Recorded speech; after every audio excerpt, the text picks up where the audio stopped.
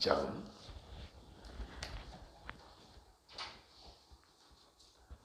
19절부터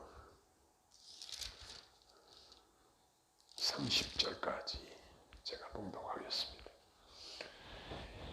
내가 디모데를 속히 너희에게 보내기를 주 안에서 바라면 너희의 사정을 알므로 안위를 받으려 함이라. 이는 뜻을 같이하여 너희 사정을 진실히 생각할 자가 이밖에 내게 없음이라.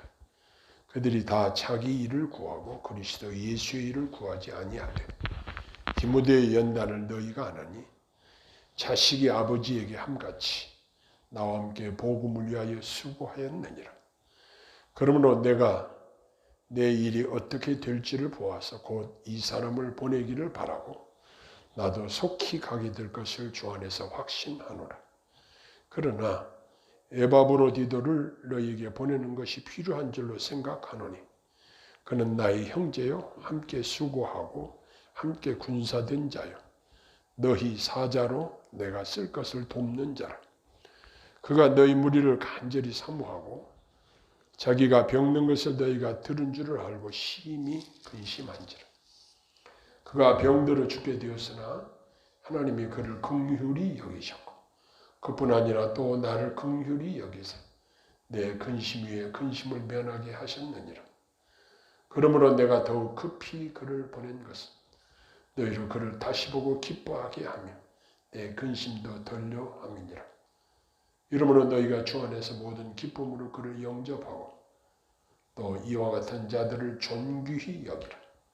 그가 그리스도의 일을 위하여 죽기에 이르러도 자기 목숨을 돌보지 아니한 것은 나를 섬기는 너희 일의 부족함을 채우려 함이니라. 아멘.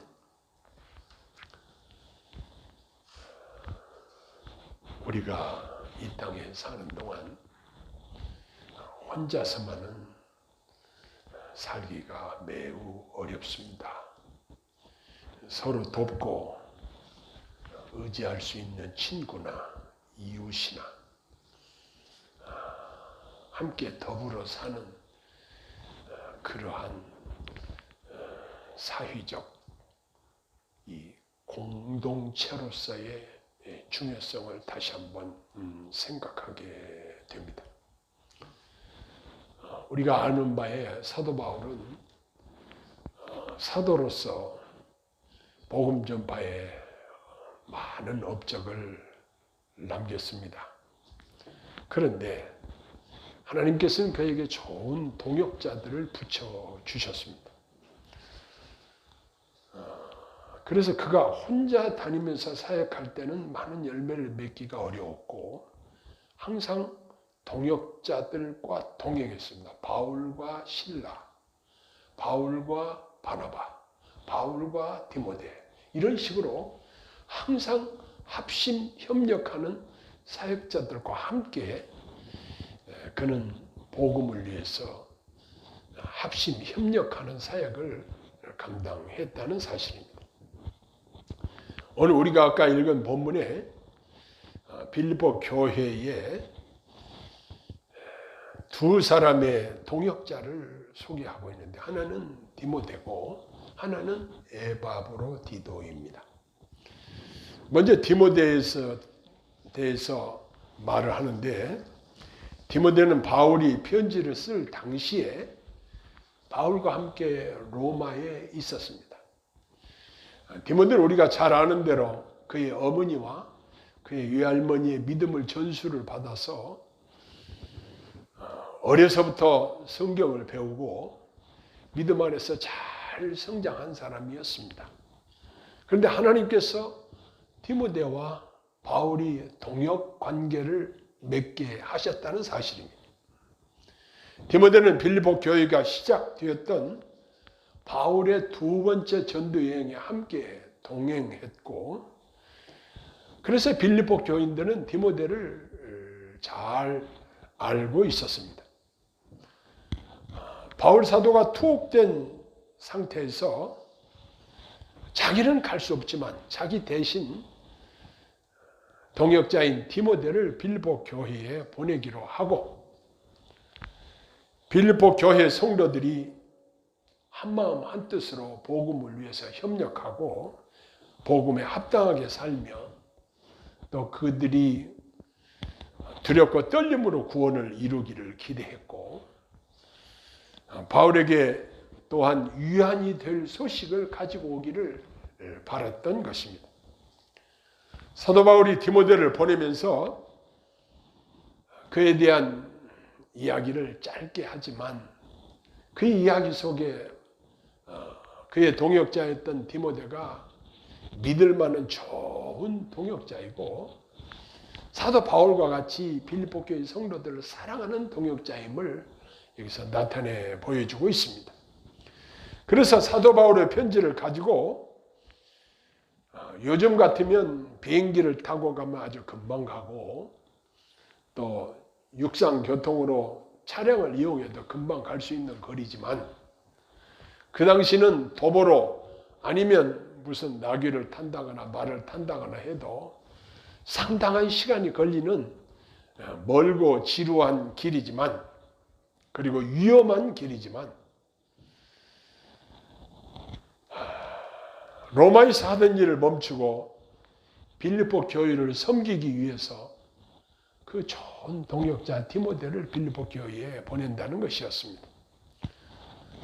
그리고 과거 바울사도와 함께 빌립보 교회에서 사역했던 디모데의 성품을 익히 알고 있던 사도 바울은 그들에게 이 디모데라는 사역자를 보내는 것이 교회의 유익됨을 너무나 잘 알고 있었던 것입니다. 그뿐만 아니라 디모데의 진가와 성품과 훌륭함을 잘 알고 빌립보 교인들을 섬기고 그들을 가르치고 인도할 수 있는 귀한 사역자로 디모데를 보낸다. 이렇게 이야기하고 있었던 것입니다. 그런데 바울 사도는 디모데를 보내면서 디모데의 섬기는 자세에 대해서 아주 우리에게 기억에 남는 표현을 사용하고 있는데 자식이 아버지에게 함같이 이러한 표현처럼 사도 바울을 아버지처럼 잘 섬겼던 훌륭한 좋은 동역자임을 여기서 밝히고 있습니다. 먼저 디모데를 보내고 자신이 추록하면 곧 따라갈 것을 그가 말하면서 오늘 우리는 하나님의 교회 그리고 사역자들 이러한 주제들을 살피면서 이 시대의 교회와 사도 바울이 빌립보 교회에 편지를 쓸 당시의 교회와 어떤 차이가 있는지 한번 살펴봐야 할 것입니다. 현 시대의 사역자 청빙 과정을 보면은 대부분 이제 기독신문이나 아니면 다른 어떤 매스컴에 광고를 내서 많은 사역자들이 지원을 합니다. 그러면 일단 거기서 서류로 심사를 합니다. 학적인 준비는 어떻게 됐는가? 그의 경력은 어떤가? 그의 또 설교 스타일은 어떤가? 그가 과연 우리 교회에 합당한 사역자로 점수를 매길 수 있는가? 이런 여러 가지 점들을 감안해서 청빙위원회에서 그 청빙 절차를 밟게 됩니다. 그런데 그 기준, 청빙 기준이나 그 청빙 조건이 다분히 세상적이고 인본주의적인 경향들이 많이 있습니다. 어떤 교회에서는 담임 목사를 청빙하면서 사모님 건강진단서까지 첨부하라는 그러한 교회도 봤습니다.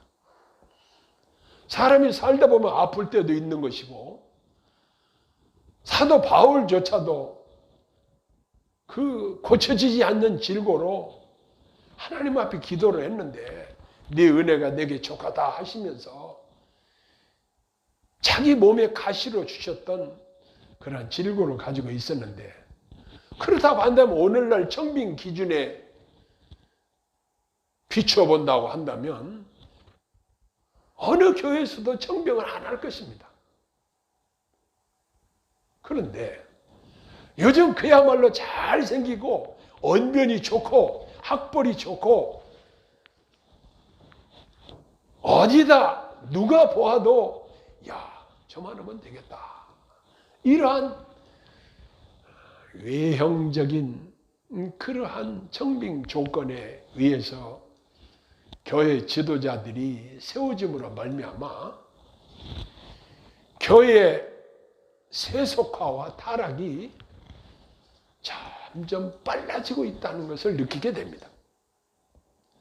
지도자 한 사람이 얼마나 중요한지 사도 바울은 심사숙고해서 빌립보 교회의 지도자로 디모데라는 동역자를 그들에게 파송을 하고 있습니다.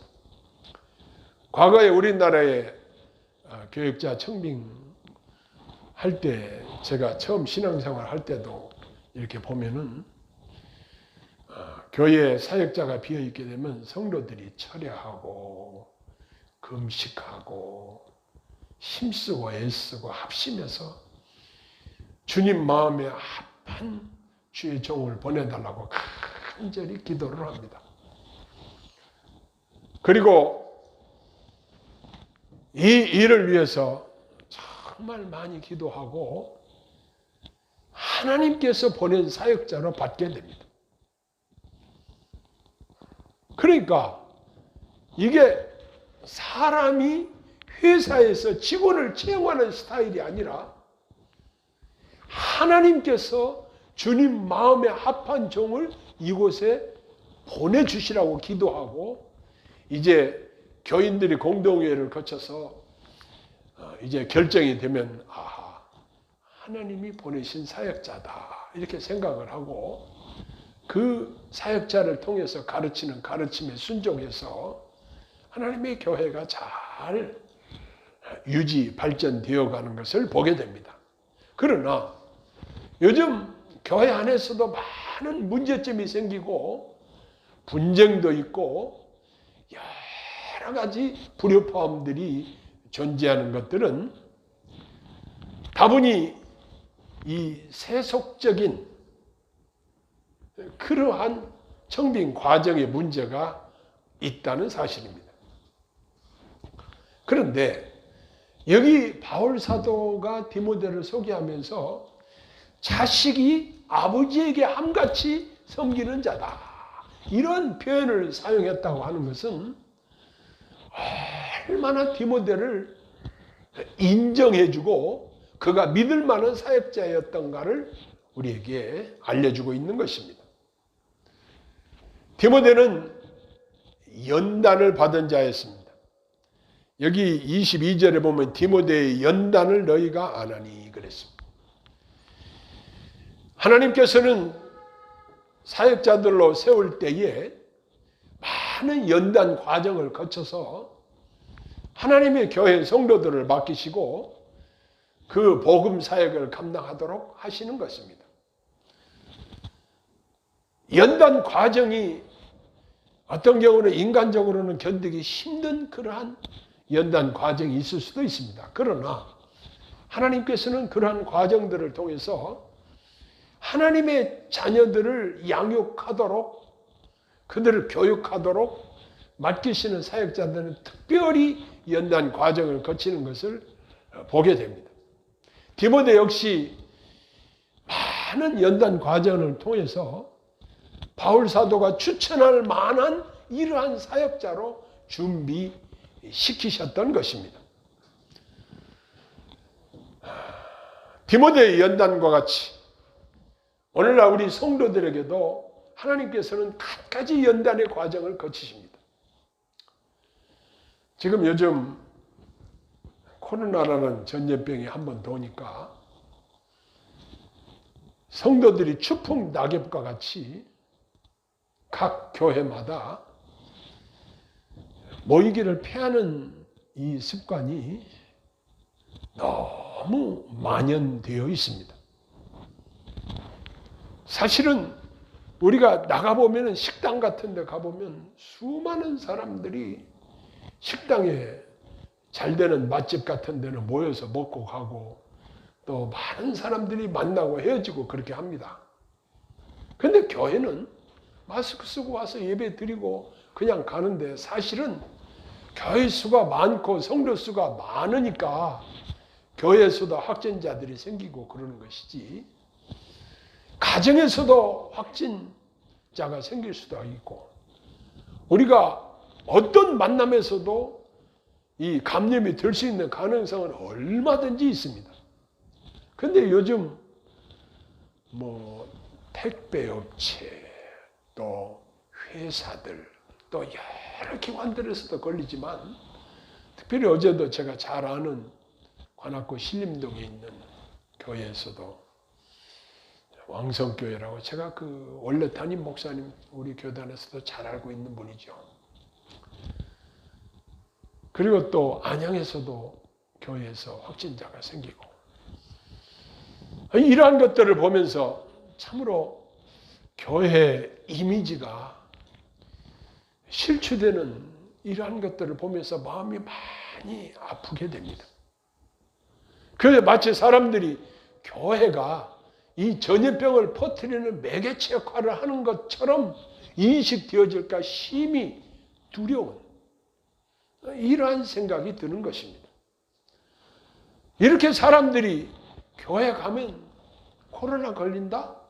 이러한 인식들이 잘못된 인식들이 심어질까 심히 두려운 것입니다. 이러한 시대에 우리가 하나님을 섬기는 데 있어서 더욱 담대하게 또한 지혜롭게 하나님의 교회를 잘 섬겨야 될 것이고 성도들을 섬기는 일에 우리가 최선을 다해야 할 것입니다. 그 다음에 이제 두 번째는 에바브로디도에 대한 소개를 하고 있습니다. 에바브로디도는 빌립보에서 로마에 있는 사도 바울에게 연보를 전달하고 빌립보 교인들을 대신해서 사도 바울을 돌보는 일을 감당했던 사람이었습니다. 그런데 그가 로마에 있는 동안 심한 병이 들었다 그랬습니다. 그가 회복된 후에 바울은 이 감사의 편지를 가지고 빌립보에 가도록 보낸다는 것입니다. 이렇게 바울을 섬기러 온 에바브로디도는 그의 건강을 빌립보 교인들이 확인하도록 이 편지와 함께 돌려보내기로 작정을 했다는 것입니다. 그런데 바울 사도는 이 에바브로디도라는 사역자에 대해서 그의 생각을 간단하게 소개를 하는데 먼저는 나의 형제라는 말을 씁니다. 이 형제라는 말은 부모가 같은 게 형제 아니겠어요? 너무나도 친밀한 관계를 가리킬 때 형제라고 그러죠. 우리가 하나님을 아버지라고 부르는 우리들에게 있어서 믿음의 형제라는 것은 너무나도 친밀감을 주는 매우 중요한 용어입니다. 우리가 예수 그리스도를 구주로 영접하고 하나님을 아버지라고 부르는 자들은 그리스도 안에서 다 형제입니다. 그러나 그리스도의 생명이 없고 주님과 아무 상관이 없는 하나님과 아무 상관이 없는 자들은 엄밀히 따져서 형제라고 부를 수가 없는 것입니다. 그런데 여기 에바브로디도를 바울 사도는 형제라 그랬습니다. 나의 형제요 그랬습니다. 우리가 성도 상호 간에 이 형제 의식은 매우 중요합니다. 아무개 형제. 그 형제의 고통이 곧 나의 고통이고 그 형제의 어려움이 곧 나의 어려움이 되는 것입니다. 그 형제가 기뻐하면 나도 함께 기뻐하는 것입니다. 우리 아버님이 살아계실 때 늘 사용했던 말 중에 기억나는 말이 하나가 있는데, 그 말씀 중에 형제 일신이라는 말을 늘 사용해서 우리가 한 마음 한 뜻이 되어서 서로 협력하며 살아갈 것을 권면했던 것이 기억이 납니다. 형제는 일신이라는 것이었습니다. 부부가 원하는 것은 형제들끼리 서로 합심 협력해서 서로 돕고 서로 사랑하고 살 것을 부모님들은 원하고 그것을 주문하고 명령하고 있다는 사실입니다. 그러면 우리 하나님께서 우리들에게 원하는 것이 무엇인가? 우리 성도 상호 간의 형제의식을 가지고 서로 보살피고 잘 섬기는 이러한 모습을 원하고 있다는 것입니다. 그런데 에바브로디도에게 나의 형제다, 이러한 표현을 맨 먼저 사용하고, 두 번째 여기 보면은 함께 수고하고 그랬습니다. 함께 수고하는 자라는 말은 하나님 나라를 위해서 함께 일했다는 것입니다.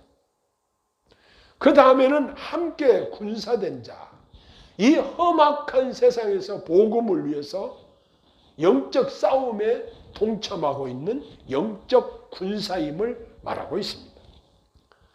그런데 그가 심각한 질병에 걸리자 이 일 때문에 근심을 했다는 것입니다. 우리 교회도 지금 권사님 그리고 권사님 남편이 병원에서 진료를 받고 있습니다. 속히 완쾌돼서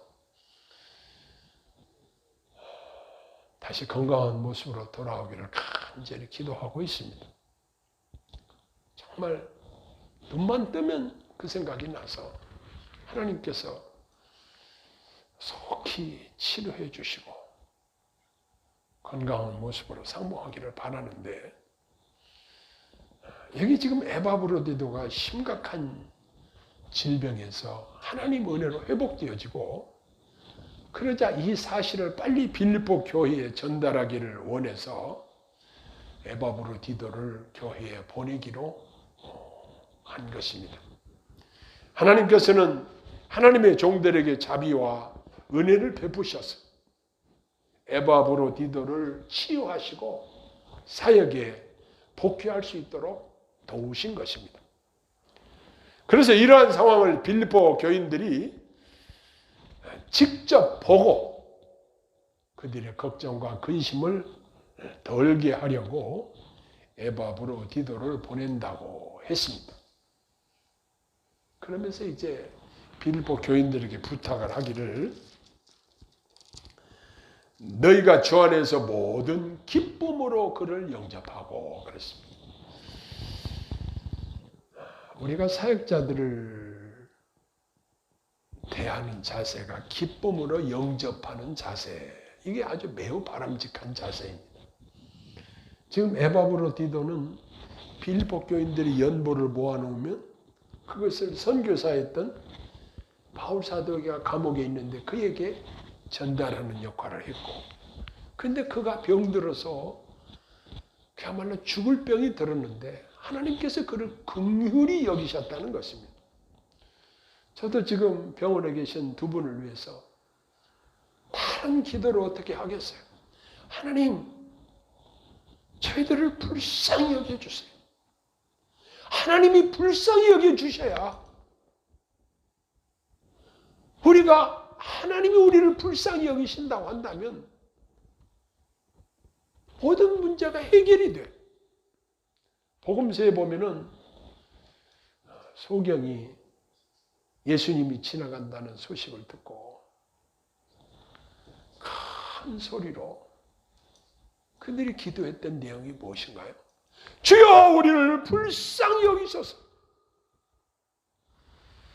우리가 하나님께서 우리를 불쌍히 여기시지 않으면 우리의 생명도 잠시도 유지할 수 없고, 우리가 이 땅에서 이것도 하고 저것도 하고 어디에 가서 무엇도 하고 많은 계획들을 세우지만, 지금 내가 아무리 마음으로 길을 계획할지라도 하나님께서 불쌍히 여기시고 허락해 주셔야 한다는 사실을 고백할 수밖에 없습니다. 지금 코로나 때문에 강대국들조차도 국가 부도의 위기에 몰리고 있다는 이러한 소식들을 듣습니다. 개인의 사업은 물론이고 나라 자체가 부도의 위기에 몰리는 나라들이 많아질 것이라는 9월 위기설 이런 것들이 많이 그런 이야기들이 돌고 있습니다. 다시 IMF가 온다. 다시 우리에게는 어려움이 온다. 이러한 이야기들이 비일비재하게 우리 주변에서 돌고 있습니다. 이럴 때 우리가 하나님 앞에 기도할 수 있는 것은 뭐라고 기도해야 되겠는가? 하나님, 나를 불쌍히 여겨주세요. 우리들을 불쌍히 여겨주세요. 이 나라를 불쌍히 여겨주세요. 우리 사랑하는 성도들을 불쌍히 여겨주세요. 우리 주님이 우리를 불쌍히 여기시면 모든 문제가 주 안에서 해결이 되어지는 것입니다. 그 다음에 여기 보니까 또 이와 같은 자들을 존귀히 여기라 그랬습니다. 하나님의 교회에서 하나님의 일을 전담하고 사역하는 자들을 존귀하게 여기는 이러한 풍토는 매우 중요합니다. 지금 사도 바울은 에바브로디도를 빌립보 교회의 성도들이 존귀하게 여길 것을 권면하고 있습니다. 교회에서 사역자를 존귀하게 여기지 않으면 세상 사람들도 존귀하게 여기지 않습니다.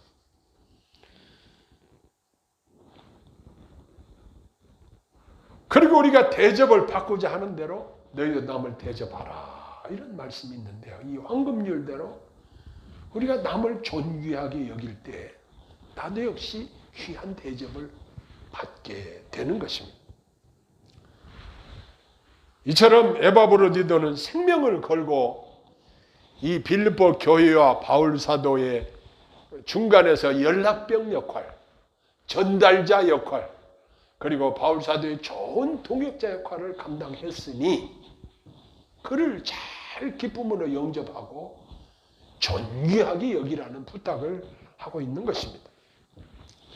이제 그가 바울의 이 감사의 격려 편지를 들고 다시 빌립보 교회로 돌아갈 때에 정말 그를 존귀하게 여기고 이제 그가 죽을 병에서 하나님이 긍휼히 여기심으로 고침을 받았으니 이제는 그 귀한 사역자를 잘 세워주고 그가 더 잘 일할 수 있도록 도우라는 그러한 메시지로 이해가 되는 것입니다. 우리는 이 말씀 속에서 성도 상호 간에 서로 신뢰하고 존경하고 든든하게 그리스도의 사랑으로 결속되어져서 좋은 관계를 유지하고 서로를 위해서 기도하는 합심 협력해서 하나님 나라를 세워나가는 훌륭한 동역자라는 사실을 인식하고 하나님 앞에 이 일을 잘 감당할 때 우리 하나님께서는 잘했다, 착하고 충성된 종아 칭찬하시고 우리를 통해서 영혼 구원하는 이 복음 사역을 성공적으로 감당할 수 있도록 도와주실 것입니다. 기도하겠습니다.